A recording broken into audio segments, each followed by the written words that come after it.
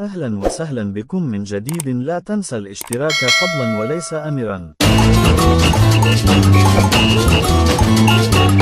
تفاصيل مثيرة لاجتماع المدير الفني للزمالك السويسري كريستيان جروس مع رئيس النادي حسين لبيب، حيث كشف أن جروس قدم لرئيس النادي رؤية واضحة لتطوير الفريق خلال فترة الانتقالات الشتوية. وطلب جروس من لبيب بناء فريق قوي يشبه الفريق الذي كان يدربه قبل 4 مواسم، والذي كان يضم لاعبين مثل محمود الونش ومحمود علاء وأحمد سيد زيزو وإمام عاشور وساسي.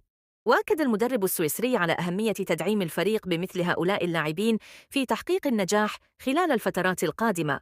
جروس طلب التعاقد مع مهاجم جديد وجناحين ومدافع، معرباً عن عدم اقتناعه بمعظم اللاعبين الأجانب في الفريق باستثناء التونسي سيف الجزيري الذي طلب الإبقاء عليه من جانبه.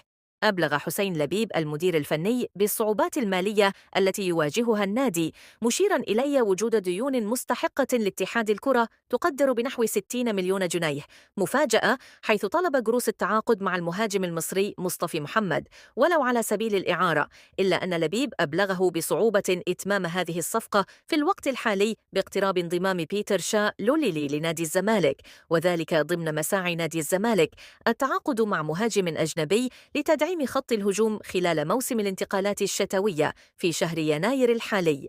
ويستعد الفريق الأول لكرة القدم بنادي الزمالك لمواجهة فريق النادي المصري يوم الأحد المقبل، وذلك في الجولة الرابعة من دور المجموعات لمسابقة كأس الكونفدرالية الأفريقية على ملعب استاد برج العرب بالإسكندرية.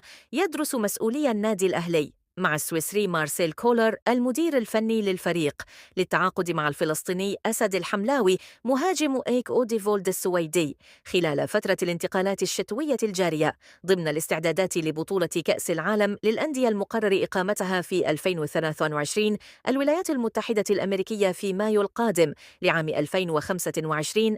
وأصبح أسد الحملاوي أحد أبرز الأسماء المرشحه للانتقال في يناير الجاري لتدعيم خط هجوم الفريق. ويقدم المهاجم الفلسطيني مستويات مميزة وكبيرة مع الفريق السويدي، ويرحب اللاعب بالانتقال للأهلي وأبدي موافقته للانضمام إلي الأهلي.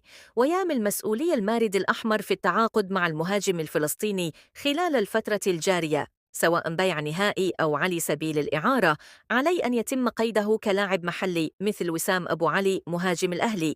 لذلك سيتم حسم موقف التعاقد مع اللاعب خلال الفترة الحالية، ويسعي لجنة التخطيط بالنادي الأهلي لتدعيم خط هجوم الأهلي خلال فترة الانتقالات الشتوية الجارية.